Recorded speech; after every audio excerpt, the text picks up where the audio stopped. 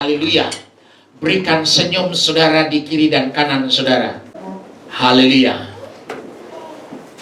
Saya ada di satu perenungan saudara ya. Saya kasih perenungan ini namanya generasi ilahi. Nah, sebelum masuk saudara, kita masuk dalam ayat-ayat ini dalam Malayaki yang kedua, ayat yang ke-15. Saya baca begini. Bukankah Allah yang Esa? Perhatikan ya. Allah kita Esa. Satu. Jadi Allah orang Kristen bukan tiga. Kalau ditanya kok ada Allah Bapa, Allah Anak, Allah Roh Kudus, itu sebuah penjelasan yang harus kita jelaskan, tidak sekedar. Tapi kalau ditanya Allah orang Kristen tiga, kasih ayat ini Malayaki 2 ayat yang ke-15. Bukankah Allah yang Esa menjadikan mereka daging dan roh? Dan apakah yang dikehendaki kesatuan itu? Perhatikan, apa kesatuan itu? Daging dan roh. Apa yang dikehendaki dari kesatuan itu? Alkitab katakan keturunan ilahi. Jadi jagalah dirimu dan janganlah orang tidak setia terhadap istri dari masa mudanya. 1 Yohanes yang ketiga ayat yang ke-9. Setiap orang yang lahir dari Allah, perhatikan, lahir dari Allah, tidak berbuat dosa lagi. Sebab benih ilahi tetap ada di dalam dia, dan ia tidak dapat berbuat dosa karena ia lahir dari Allah. Perhatikan. Setiap orang yang lahir dari Allah. Coba renungkan saudara ini dari kitab Yohanes saudara. Tentang Nikodemus. Yohanes yang ketiga saudara, kasih judul di atas apa saudara itu? Percakapan dengan. Nah, saya baca biar saudara agak lebih leluasa ayat-ayat ini. Apa maksudnya? Adalah seorang Farisi yang bernama Nikodemus, seorang pemimpin agama Yahudi. Ia datang pada waktu malam kepada Yesus dan berkata, Rabi. Saudara, berarti Nikodemus ini tahu siapa Yesus dan sampai dia memanggil Rabi. Sebutan Rabi itu sebutan pemuka agama, imam-imam besar, Rabi. Jadi artinya Nikodemus tahu siapa Yesus. Dia tidak sembarangan. Itu sebabnya dipanggil Rabi. Nah, kami tahu bahwa engkau datang sebagai guru yang diutus Allah. Sebab tidak ada seorang pun yang dapat mengadakan tanda-tanda yang engkau adakan jika Allah tidak menyertainya. Yesus menjawab katanya, aku berkata kepadamu sesungguhnya jika seorang tidak dilahirkan kembali. Tadi di 1 Yohanes yang ketiga itu dikatakan ayat 9, orang yang lahir dari Allah. Perhatikan, ini tidak bicara tentang lahiriah, bicara tentang pemahaman yang baru, kelahiran yang baru di dalam Kristus Yesus.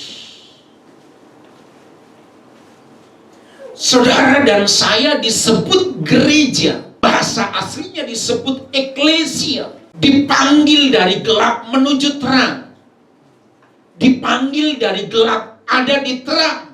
Nah, saya coba biar ngerti nanti lahir dari Allah itu apa. Saya coba kasih tentang Nikodemus ini. Nah, perhatikan. Aku berkata kepada sesungguhnya jika seorang tidak dilahirkan kembali, ia tidak dapat melihat kerajaan Allah. Kata Nikodemus kepadanya, bagaimana mungkin seorang dilahirkan kalau ia sudah tua? Dapatkah ia masuk kembali ke dalam rahim ibunya dan dilahirkan kembali? Jawab Yesus, aku berkata kepadamu sesungguhnya jika seorang, perhatikan, jika seorang tidak dilahirkan dari air dan roh,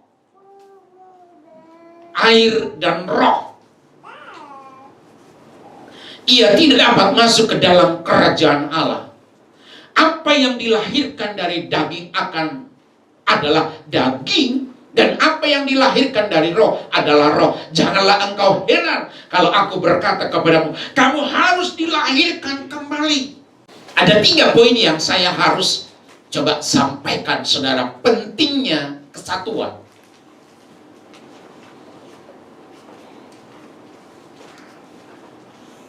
Kenapa harus penting kesatuan? Karena ada bicara tentang gejolak hati di sana. Apa yang harus kita singkirkan? Apa yang harus kita buang dari level gejolak hati itu? Agar terbentuk sebuah kesatuan. Ada kata panas di sana. Ada sakit hati di sana. Ada benci. Ada dendam dan kepahitan. Bagaimana terbentuk dari sebuah kesatuan hati? Generasi ilahi itu membutuhkan kesatuan hati. Sebelum masuk dalam kesatuan hati, kita harus meredam ini semua. Panas hatilah gitu ya. Panas, marah, geram, ada sakit hati, ada benci, ada dendam atau kepahitan. Penyebab perpecahan. Nah, ini rentetan, saudara. Penyebab perpecahan. Ada egois di sana. Saudara tahu apa itu egois, saudara? Ya, coba 2 Timotius 3, saudara. 2 Timotius 3, keadaan manusia pada akhir zaman. Yang kedua dikatakan manusia akan mencintai dirinya sendiri, terus mereka akan membual, menyombongkan diri, mereka akan menjadi penfitnah, berontak terhadap orang tua, tidak tahu berterima kasih, tidak memperdulikan agama, tidak tahu mengasihi, tidak mau berdamai, suka menjelekkan, tidak dapat mengekang diri, garang, tidak suka yang baik, suka mengkhianat. Hati-hati ini, saudara. Ini harus diredam.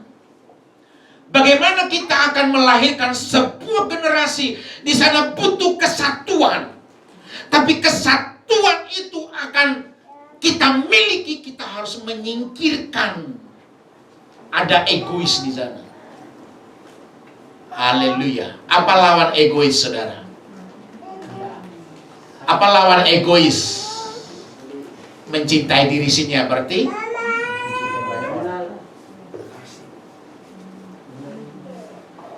ini dasar kita untuk melayani Tuhan. Ini dasar kita dalam perjalanan ini, saudara. Amin atau amin ini, saudara? Apapun alasan kita dalam hidup kita ini, dasarnya hanya satu: kasih.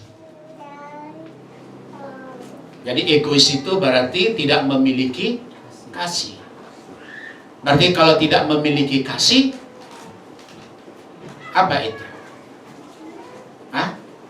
Apa yang tidak memiliki kasih? Kira-kira makhluk apa yang tidak memiliki kasih di dunia ini? Semua memiliki kasih ya. Tergantung dari model kasih yang mana yang dia harus pegang. Saya katakan kasih yang kita miliki adalah kasih agape, kasih di atas dari segala-galanya. Inilah fondasi, inilah dasar. Ini dasar dari panggilan saya. Kasih. Semuanya kasih. Saya percaya kalau kita lakukan kasih, Allah yang Esa tadi, Allah yang berdaulat tadi, yang tidak pernah meninggalkan kita, yang selalu memperhatikan kita. Tapi kalau kita pakai kasih yang lain, yang bukan kasih Allah, nah ini yang menjadi cikal bakal tadi. Ada panas, ada amarah, ada kepahitan, ada egois, egosentris. Jadi berpusat ke diri sendiri, egosentris. Jadi orang percaya kita sama Tuhan tidak begitu lagi, dan jadinya nggak berpusat ke diri kita lagi. Jadi hanya satu pusat perhatian kita, yaitu Kristus. Haleluya, saudara. Saudara dan saya datang hadir ini, kita datang memuji Tuhan. Hanya satu yang kita senangkan, kita mau menyenangkan Tuhan, itu saja. Karena dari Tuhanlah segala sesuatu. Dari Tuhanlah imbalannya. Kalau aku berbuat sesuatu karena dasarnya mengasihi Tuhan, aku tahu Tuhan yang akan memberikan kepada saya. Ini yang saya harus sampaikan kepada saudara yang dikasihi oleh Tuhan. Jadi penyebab perpecahan ada egois. Yakobus 4 berkata, dari mana datang sengketa? Yakobus yang keempat, saudara, ayat yang pertama, dari mana datangnya sengketa? Dan apa, saudara? Pertengkaran di antara kamu. Bukankah datangnya dari hawa nafsumu yang saling berjuang dalam tubuh? Saya bilang begini, saudara. Allah kita itu adalah Allah yang besar. Nggak cukup mulut saya, nggak cukup kata-kata, nggak cukup bahasa manusia untuk menggambarkan Allah yang besar. Karena saudara nggak usah ngomong dia besar, dia memang besar.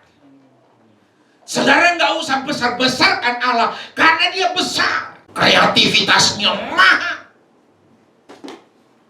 Itu sebabnya dari mana kita tahu dia memiliki kreativitas yang maha? Saudara lihat diri saudara. Kita adalah karyanya Allah. Mazmur 139, saudara. Kita sudah ditenun dari kandungan. Itu sebabnya kita ini ajaib. Kita ini dahsyat, kita ini luar biasa dalam Allah. Amen. Saudara perhatikan, saudara lihat, saudara, kecanggihan apa di muka bumi ini yang bisa menyamai dengan manusia? Tidak ada yang bisa. Jadi kita ini dahsyat di mata Tuhan, saudara. Amin atau amin, saudara? Inilah hasil karya, mahakarya Allah. Inilah saya. Dituangkan dengan sebuah kerinduan, sebuah hasrat yang tinggi, yaitu kasih Allah. Terbentuklah manusia. Inilah ciptaan Allah, kasihnya, inilah kasih. Kalau saya adalah wujud sebuah karya karena kasih Allah, berarti saya sudah dipenuhi oleh kasih Allah. Betul atau betul ini, saudara? Bisa paham nggak ini, saudara? Kalau Allah yang besar, Allah yang dahsyat, Allah yang luar biasa ada di benak pemikirannya untuk membuat seorang manusia, dan terciptalah saya. Inilah wujudnya. Berarti saya adalah penuh dengan kasih. Nah, kalau saya penuh dengan kasih, kalau begitu, hidup ini sebenarnya kalau kita pelajari firman, tidak ada masalah sebenarnya kalau ada kasih. Amin atau amin ini saudara? Amin. Apa itu kasih? Coba Paulus bilang 1 Korintus 13 ayat 4 dikatakan 1 Korintus 13. Kasih itu apa saudara? Sabar. Terus murah hati. Tidak cemburu. Terus tidak memegahkan. Terus tidak sombong. Tidak melakukan yang tidak sopan. Terus tidak mencari keuntungan diri sendiri. Tidak pemarah. Terus tidak menyimpan Kesalahan orang lain. Terus tidak bersukacita karena Ketidakadilan. Terus Tetapi ia bersukacita karena ayat 7. Ia menutupi segala sesuatu. Terus percaya segala sesuatu, mengharapkan segala sesuatu, sabar, menanggung. segala sesuatu. Itu kasih. Jadi kalau saya ini adalah produk dari sebuah kasih, berarti saya ini penuh dengan kasih Allah. Kalau saya penuh dengan kasih Allah, berarti hidup saya sebenarnya nggak ada masalah. Nah, kalaupun tempat mempengaruhi kita, kita sepertinya dengan tempat itu, sebenarnya kita harus, karena ada deteksi roh namanya di hati kita. Halo, bisa paham nggak ini saudara? Dimengerti nanti apa yang dimaksud oleh penulis 1 Yohanes ini tentang 1 Yohanes 3 ayat 9. Setiap orang yang lahir dari Allah tidak berbuat dosa lagi. Kita lahir dari Allah. Kita ada di dunia ini. Jangan terkontaminasi dengan dunia ini. Bisa paham nggak ini saudara? Amin. Jangan bersahabat dengan dunia ini. Karena persahabatan dengan dunia ini akan menjadikan kita menjadi apa saudara? Itu Yakobus 4 ayat 4 itu.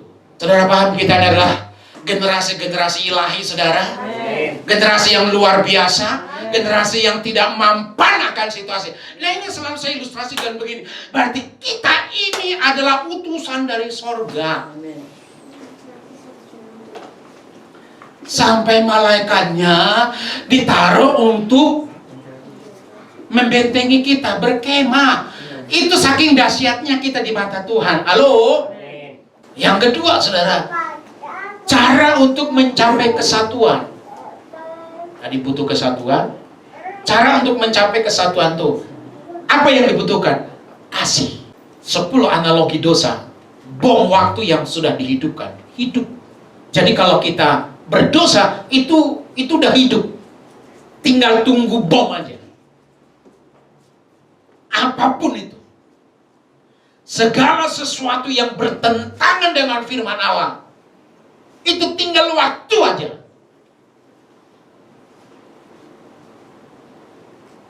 Apapun itu. Jangan bilang bohong dikit, bohong besar, bohong sedang, sama saja. Namanya bohong tetap bohong. Nggak ada kecil besar. Mencuri, cuman mencuri 2.000-nya, cuman mencuri 1.000-nya, mencuri sepesernya, sama aja pencuri. Jangan hidup di sana. Amin, katakan amin saudara. Amin. Yang kedua, benih yang kita tanam, yang akan bertumbuh, berbuah, terus dan kita yang akan memakan buahnya. Analogi dosa. Dosa. Jadi itu sebuah benih yang kita tanam. Dosa. Perhatikan. Dosa itu adalah sampah busuk seperti lalat. Nah, orang yang tidak menyadari ini akan menjadi virus. Perhatikan. Itu sebabnya Yesus pernah berkata begini kepada seorang perempuan yang sudah memiliki suami. Banyak lagi suaminya. Dan ketika diketemukan perempuan ini, ya kan? Ketika diketemukan perempuan ini berzina, menurut hukum dia harus dilempar pakai batu. Tapi berhubung Yesus ada pada waktu itu, dibawalah perempuan ini. Dan mereka berkata, menurut hukum Taurat, dia harus lempar pakai batu. Menurutmu bagaimana? Yesus menjawab begini, siapa yang tidak berdosa,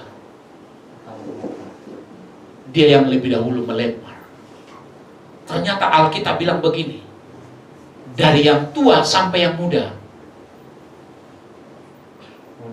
mengundurkan diri. Terus Yesus pegang ini perempuan. Adakah orang menghukum engkau? Tidak ada, Tuhan. Kalau begitu, pulanglah. Aku pun tidak menghukum engkau. Cuma jangan berbuat dosa. Jadi dosa itu adalah sampah. Hati-hati.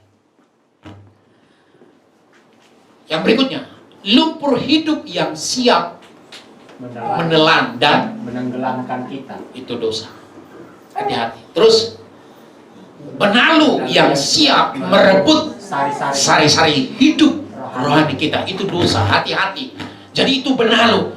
Hati itu, maka saya bilang kita ini hati-hati. Kita ini bukan orang berdosa. Karena kita sudah lahir dari Allah. Nah, ini harus kita singkirkan. Kita harus buang. Apalagi kita adalah anak raja, anak Tuhan. Ini nggak boleh. Karena ini sebuah benalu, saudara. Ya. Yang berikutnya dikatakan ular berbisa yang kita biarkan, apa saudara, berkeliaran bebas dalam rumah hidup kita. Ular. Dosa. Makanya saya bilang hati-hati. Dosa itu bagaikan ular. Tapi ingat, kenapa Yesus bilang, itu sudah Tuhan selesaikan 2000 tahun yang lalu di Bukit Golgota. Tuhan bilang, kelar. Selesai sudah. Itu sebabnya jangan pelihara dosa ini. Sebenarnya kita tidak mau berdosa, tapi dosa yang datang, jangan open kepada dosa. Contoh, masalah benci. Tadi kan benci, saudara, ya kan? Sebenarnya kita tahu benci itu dosa, tetapi selalu menghampiri. Kan kita sudah berkuasa. Tuhan bilang, sebenarnya kita ini berkuasa. Coba buka, saudara, ini. Kitab Kejadian, saudara. Kitab Kejadian, Tuhan bilang sama si Kain ini. Ya kan? Kejadian 4 ayat 5. Tetapi Kain dan korban persembahannya tidak diindahkannya. Lalu hatinya menjadi sangat panas dan mukanya muram. Firman Tuhan kepada Kain, mengapa hatimu panas dan mukamu muram? Apakah mukamu tidak akan berseri jika engkau berbuat baik? Tapi jika engkau tidak berbuat baik, dosa sudah mengintip di depanmu. Ia sangat menggoda engkau. Tetapi engkau apa, saudara? Harus berkuasa. Apa, saudara? Engkau harus berkuasa. Jadi kita ini harus berkuasa. Kalahkan. Amin atau amin ya, saudara? Amin. Bohong itu dosa. Kita tahu memang itu bohong dosa. Tapi kenapa kita susah? Karena kita sudah terjerat, terikat. Makanya bereskan. Karena biasanya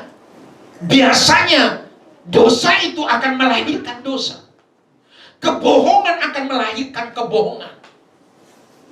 Pelanggaran akan melahirkan pelanggaran. Padahal Tuhan sudah selesaikan.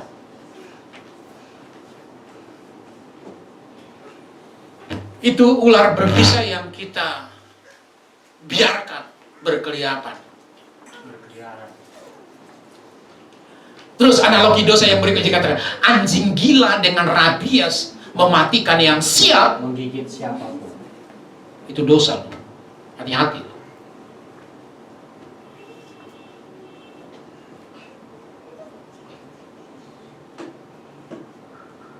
Kita lahir dari Allah. Dosa tidak berkuasa. Tapi kenapa kita berdosa? Ada Roh Kudus mengingatkan kita, itu tidak baik.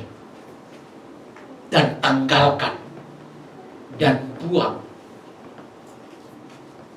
Makanya saya bilang ada pembaharuan budi namanya. Pembaharuan budi namanya. Akal budi. Manusia terdiri dari 3, tubuh, jiwa, roh. Di mana ini? Di antara 3 ini. Si budi ini di mana? Jiwa. Terus sasaran Tembak. tembak iblis yang kita sudah tancapkan dalam hidup. Jadi sudah ada sasaran setan di sini. Kalau saya mau bilang begini, sudah ada perdananya setan di sana. Simpul-simpul dalam tali hidup kita ya. Jadi dosa ini umurnya pendek. Saudara mau panjang umurnya? Amin. Amin. Haleluya. Yang ketiga, tadi apa, butuh kesatuan. Yang kedua, tadi apa tadi? Yang kedua tadi apa, saudara? Hah? Cara mau bersatu. Ya, kasih. Ya. Yang ketiga, starting point ilahi. Titik awal mengawali Tuhan ini. Dikatakan alami perjumpaan dengan Yesus. Nah, kesimpulan.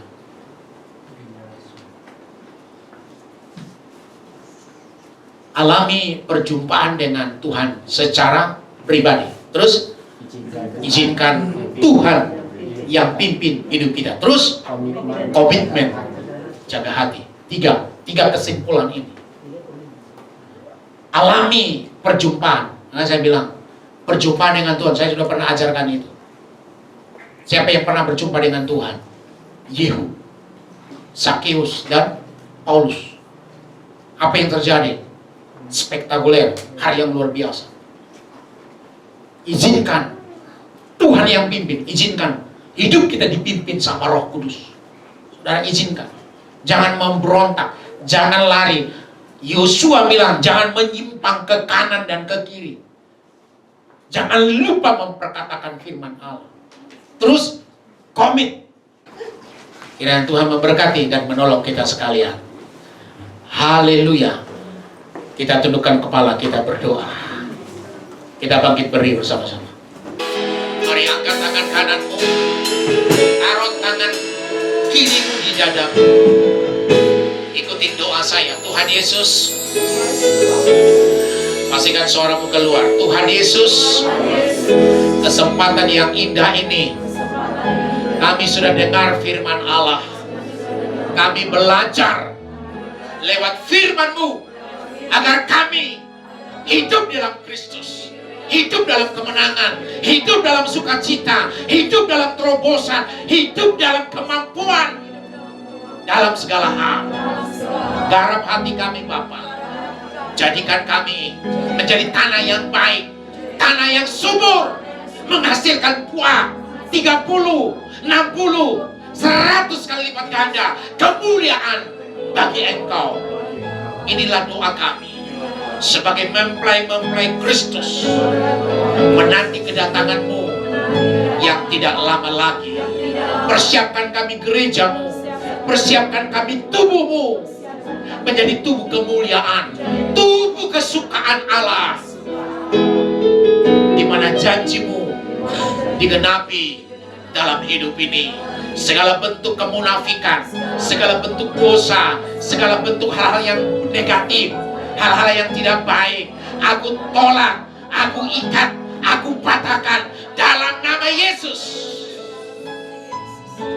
Aku percaya Tuhan, lewat firman Allah 1 Yohanes 3:9, kami adalah orang-orang yang lahir yang dari Allah. Dosa tidak berkuasa. Kami tidak hidup dalam dosa, karena dosa sudah diselesaikan 2000 tahun yang lalu lewat salib Kristus. Terima kasih Bapa. Pujilah nama-Mu. Sekarang selama-lamanya kami mengucap syukur. Dalam nama Yesus kami berdoa. Haleluya. Amin.